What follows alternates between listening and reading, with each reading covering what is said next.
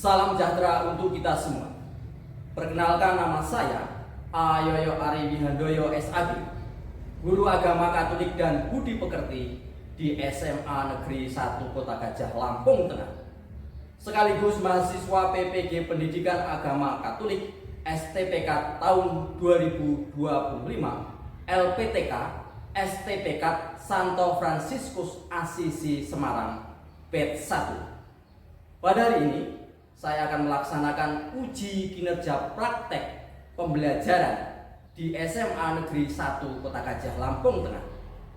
Praktek pembelajaran ini saya laksanakan di kelas 11 semester genap atau semester 2 dengan materi mengembangkan budaya kasih. Selamat menyaksikan, Tuhan memberkati. Dari yang pertama, nanti silahkan kalian menjawab. Hadir.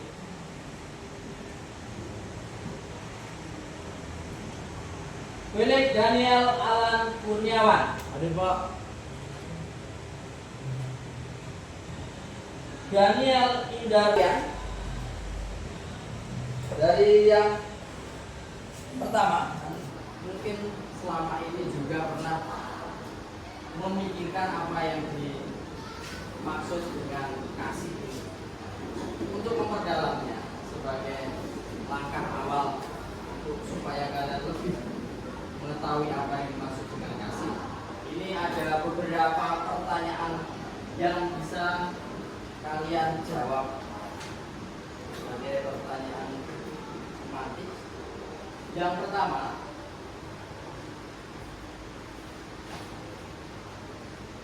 apakah kalian memiliki kasih? Kalian memiliki kasih? Ya, ya. Nah, apakah itu budaya kasih? Ada yang tahu? Budaya kasih itu apa? Oh, silakan. Budaya kasih adalah kebiasaan saling menghargai dan peduli terhadap sesama, termasuk diri sendiri, Tuhan dan lingkungan. Contohnya itu supaya ada orang lain, serta dalam kegiatan gotong royong dan menghargai pendapat orang lain. Baik, terima kasih. Sudah juga menjawab. Si ceria ya, maaf ceria. Ibu Bapak, si ceria menjawab budaya kasih. Apa itu yang maksud dengan budaya kasih beserta dengan contoh-contohnya?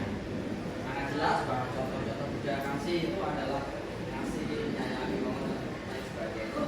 Lalu, mengapa kita harus mengembangkan budaya kasih? Pasti ada sebabnya. Budaya kasih, mengapa harus kita kembangkan? Tidak hanya sekedar slogan atau kata-kata, mengapa harus kita kembangkan budaya kasih? Ada yang jawab? Dari sebelah sini, silakan. Karena kasih itu mendorong kepedulian, empati, dan saling menghormati, sehingga dapat mengatasi perbedaan dan membangun persatuan. Baik, terima kasih. Kasih karena kasih itu mendorong persatuan, ada empati di situ, sehingga dan mungkin selama ini juga pernah memikirkan apa yang dimaksud dengan kasih untuk memperdalam.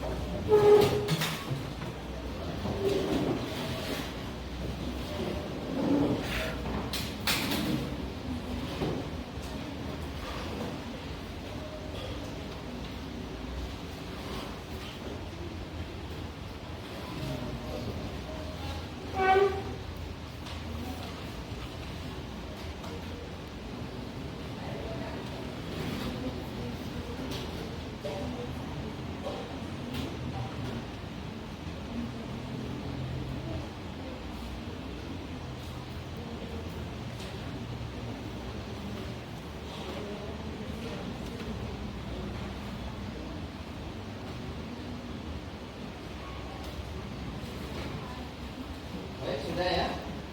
Ada 4 pertanyaan. Bapak menunggu waktu 5 menit. Silakan kalian yang bisa menjawab, karena kalian berdiskusi tapi tidak ditulis gak apa-apa. Tapi yang pasti kalian mungkin telah menemukan beberapa jawaban yang Bapak lontarkan, yang Bapak berikan kepada kalian. Untuk soal yang pertama, Siapa? Siap saya, Kak. Ya, Jasi silakan. Jadi cari, temukan, dan sebutkan macam-macam konflik dan kekerasan yang terjadi di sekitar kita atau di negara kita. Jadi contoh di sekitar kita yaitu di lingkungan sekolah, yaitu konflik antar pelajar, misalnya tawuran. Biasanya tawuran ini disebabkan oleh perbedaan pendapat antara satu siswa di sekolah A dengan siswa di sekolah B. Lalu kalau di negara kita atau dalam masyarakat itu kita kenal dengan konflik antar suku dan konflik antar agama. Kalau konflik antar suku biasanya dipicu oleh suatu sikap sukuisme, di mana seseorang itu menganggap bahwa sukunya itu paling benar dan tidak selevel dengan suku orang lain. Lalu konflik antar agama. Konflik antar agama ini contohnya yaitu suatu orang yang menganut agama tertentu yang sangat fanatik, yang beranggapan bahwa agamanya itu paling benar daripada agama orang lain. Contoh konflik yang lebih luas yaitu yang paling booming sekarang ini juga contohnya yaitu konflik antara Gaza dan Israel yang berebut kekuasaan suatu wilayah. Baik, terima kasih. Kita kasih plus untuk Jasi. Sempurna. Jadi, sudah diuraikan konflik dan kekerasan yang baik ada di lingkungan kita, sekitar kita, lebih luas lagi negara kita, lebih luas lagi negara dan antar negara, antar benua. Lalu kemudian konflik dan kekerasan yang sekarang ini terjadi seperti tadi rebutan daerah atau wilayah di Timur Tengah sana yang disebutkan tadi. Baik, yang kedua, apa yang menjadi akar dari semua konflik dan kekerasan? Akarnya itu apa? Sebab-sebabnya. Misalnya, Dari diskusi kelompok kami mungkin akal dari semua konflik dan kekerasan itu kurangnya rasa toleransi antar individu dan sesama dan kurangnya rasa budaya kasih pada individu atau kelompok yang melakukan konflik dan kekerasan. ya. Baik, terima kasih. Kasih aku untuk Lucy. Yang ketiga, kita ada berpikir secara analitis ya. Buatlah analismu terhadap akar konflik dan kekerasan yang terjadi. Apa analisamu? Ada yang menjawab?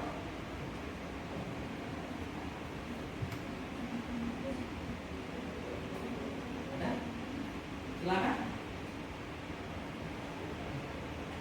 Analisismu terhadap akar masalah dan konflik serta kekerasan tersebut. Silakan. Masih bisik-bisik. Ayo silakan. Dari kelompok sini. Silakan. Ya. Dari kelompok kami analisis terhadap akar masalah konflik kekerasan adalah karena perubahan sosial dan faktor individual ataupun kelompok. Ya, baik. Kalau kita buat analisa dari akar persoalan masalah konflik dan kekerasan itu banyak sekali. Itu bisa terjadi. Mengapa kok itu bisa terjadi? Karena unsur manusianya yang pertama. Ketika manusia itu tidak menyadari bahwa dirinya itu adalah ciptaan Tuhan, tercipta dengan Allah, lalu kemudian dia menyadari bahwa dia adalah diciptakan oleh satu awal bawah, maka konflik dan kekerasannya pasti akan terjadi. Mereka menganggap bahwa manusia yang lain itu Serta memiliki empati, kasih dan kepedulian yang sangat tinggi pada sesamanya dan mayoritas sebagai guru agama di kelompok tersebut. Pak. baik. Terima kasih. Kita kasih terus.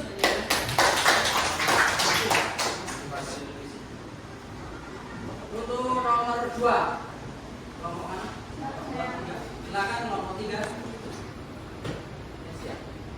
Untuk yang kedua, apakah yang dialami siswi yang bernama Lucy dan mengapa? Siswi yang bernama Lucy itu dibully oleh Nesa dan Angel. Motif Nesa dan Angel membuli Lucy yaitu mereka menganggap bahwa Lucy ini berbeda level dengan mereka.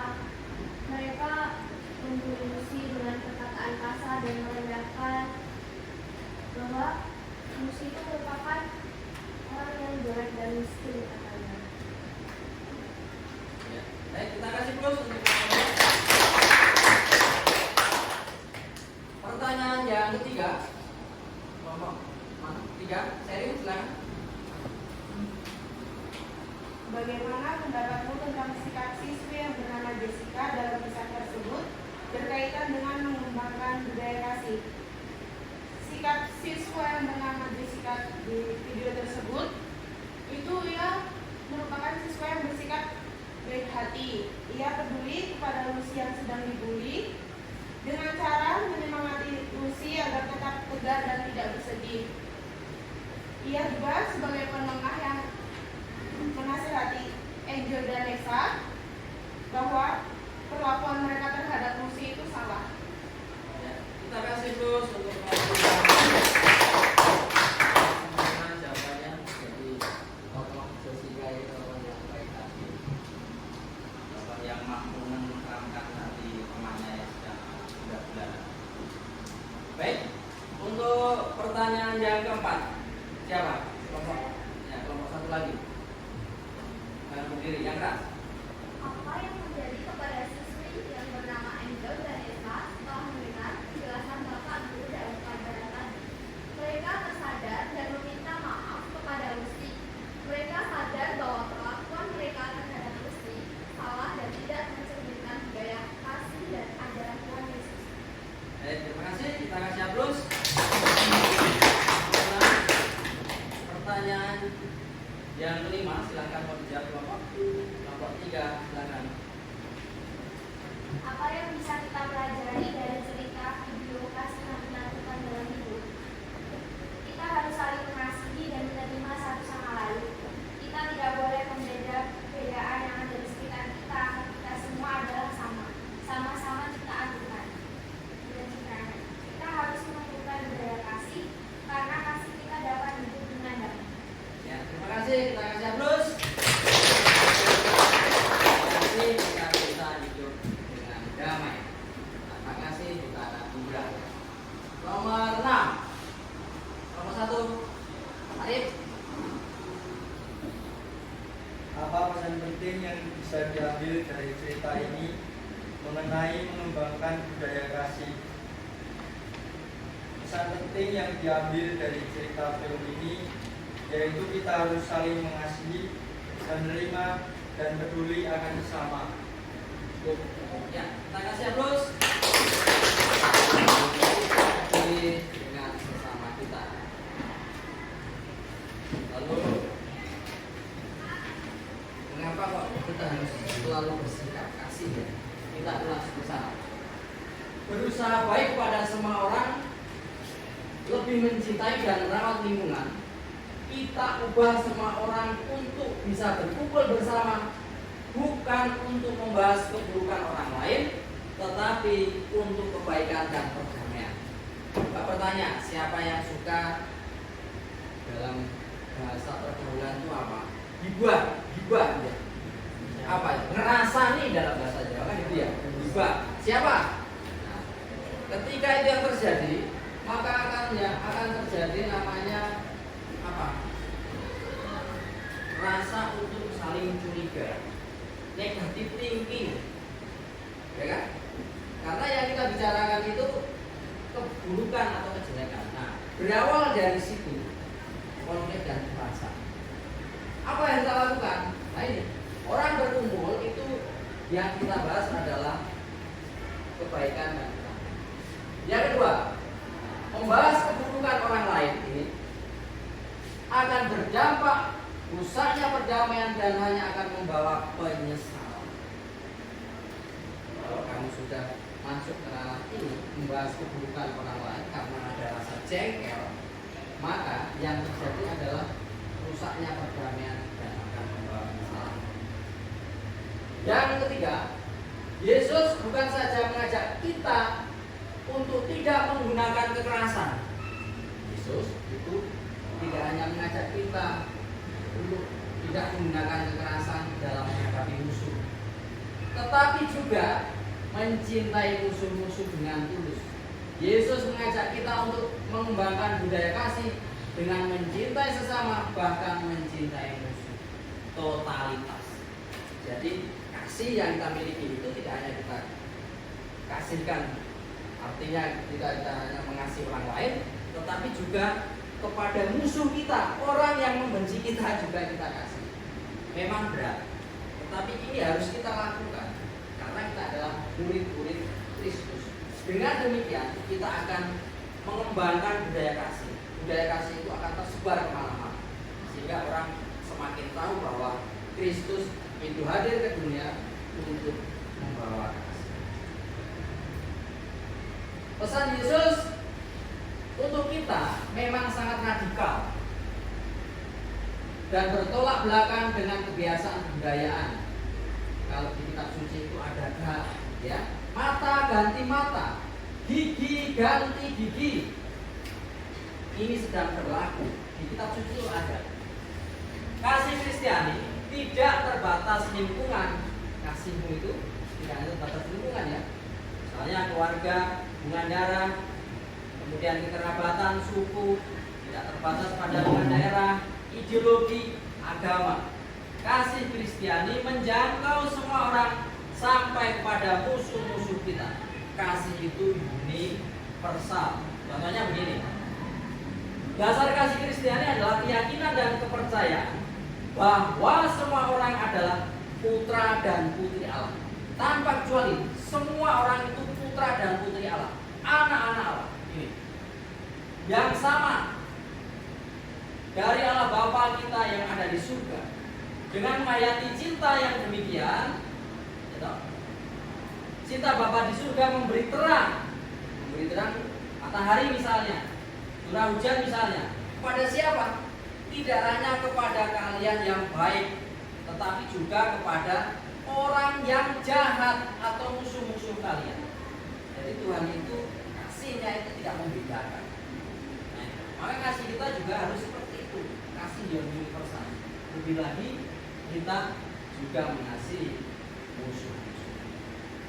Mengembangkan budaya kasih untuk melawan budaya kekerasan. Jadi ada PS lawan ya. Ini budaya kekerasan harus dilawan dengan budaya kasih. Jangan lagi kekerasan dilawan dengan budaya kekerasan. Jadinya ini mata ganti mata, gigi ganti gigi. Maka kehancuran ya.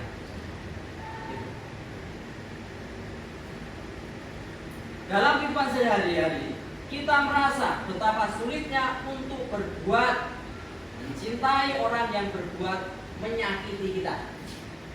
Namun dengan kasih kita dapat berbuat baik dengan siapapun, termasuk terhadap orang yang memusuhi kita. Ini antara lain karena keimanan kita kepada Kristus dan Juru Selamat kita. Baik, dari penjelasan ini mungkin ada yang mau bertanya, dipersilahkan. Ada? Atau sudah cukup jelas? Baik, kita lanjutkan. Yang ketiga, kalian silakan, ini kitab sucinya dibagi. Kita juga membawa. Di LKPD tadi juga ada, tapi kitab sucinya dibagi, silakan. Dibaca Injil Matius bab 26 ayat 47 sampai 56. Silakan kalian menjawab pertanyaan itu, kalian diskusikan. Ini adalah dasar biblis kita. Dasar kita mengapa kita harus berbuat kasih. Silakan baca dulu, dibaca bergantian antara kelompok 1 dan kelompok 3. Nanti yang kelompok 2 ada tugas yang lain. Kelompok 1 dengan kelompok 2 silakan dibuka. Kalau dibuka, kalau sudah dapat, silakan dibaca bergantian. Injil Matius bab 26 ayat 47 sampai dengan 56.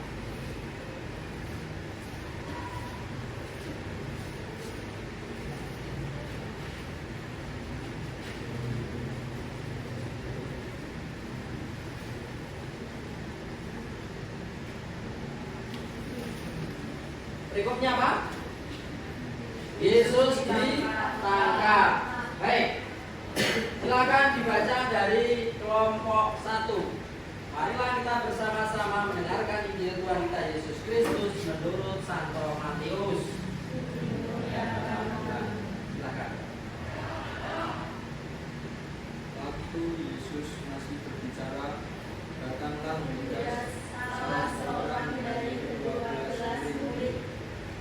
Kita bertindak, sebaiknya ketika kita menahan diri memilih diam atau berbicara dengan kasih, walau sulit, hasilnya sering membawa damai. Mungkin tidak langsung, tapi keheningan dan kesabaran sering menjadi jalan untuk pemulihan. Jadi bagi saya, perkataan Yesus itu seperti ajakan untuk memutus rantai kekerasan, bukan karena lemah, tapi karena kekuatan sejati justru ada dalam kendali diri dan kasih. Terima kasih. Baik, terima kasih. Masih ada 2 soal lagi. Dijawab di tempat duduknya sambil berdiri. Satu untuk bisa membacakan jawabannya. Ada soal 4 dan 5. Untuk soal 4 silakan dari kelompok 3. Silakan dibaca jawabannya berdiri. Apakah kamu mengetahui cerita lain di dalam kitab suci, di mana Yesus bukan saja menasihati kita supaya kita tidak menggunakan kekerasan, tapi supaya kita mencintai sesama kita. Ya, ada beberapa cerita dalam kitab suci, di mana Yesus secara langsung mengajarkan untuk tidak membalas kekerasan dengan kekerasan dan bahkan mengasihi musuh.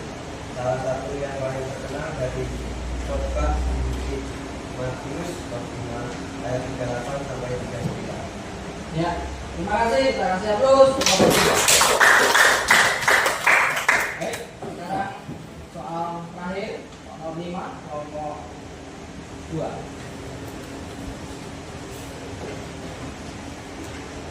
Apa yang dapat kita atau gereja lakukan untuk mengembangkan budaya kasih?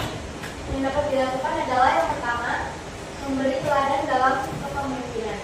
Pemimpin gereja perlu menjadi contoh dalam mengasihi, bukan hanya dalam khotbah, tetapi dalam sifat sehari-hari.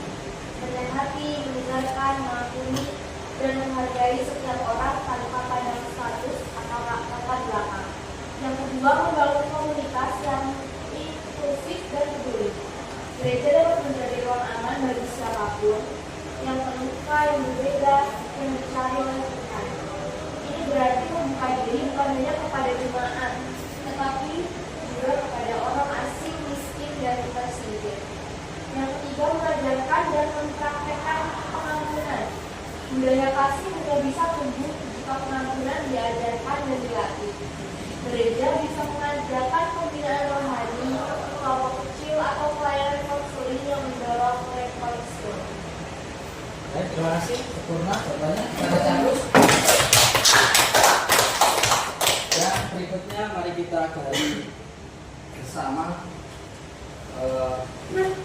budaya kekerasan dan konflik di tanah air. Itu apa saja? Pengertian budaya dan budaya kekerasan. Budaya kekerasan. Budaya itu kasih ya. Tapi ada ya budaya kekerasan. Kekerasan budaya, yakni nilai-nilai budaya yang digunakan untuk membenarkan dan mengesahkan penggunaan kekerasan langsung atau tidak langsung. Langsung dan tidak langsung. Berarti kalau langsung itu langsung pada sasaran. Tidak langsung itu mungkin bisa jadi dengan sasaran. Yang kedua, wujud dari kekerasan.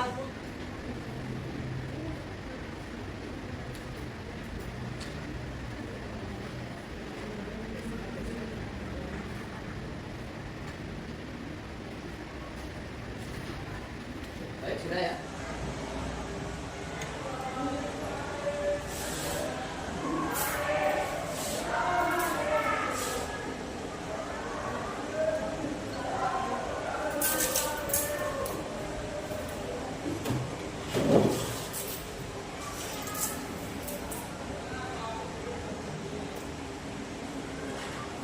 Baik, ini ada hasil karya kalian dari kelompoknya Lucy. Ini doa, kelompoknya Jessica ini puisi, kemudian dari kelompoknya Kesia ini doa ya, doa dan gambar. Baik, kasih. Dari 3 kelompok ini, kelompok 2 silahkan dibaca. Nanti yang doa ini untuk doa penutup. Kemudian kelompok 3 ini kelompok Jesse silahkan nanti dibaca. Kemudian kelompoknya Kesia silahkan nanti dijelaskan. Ini aja.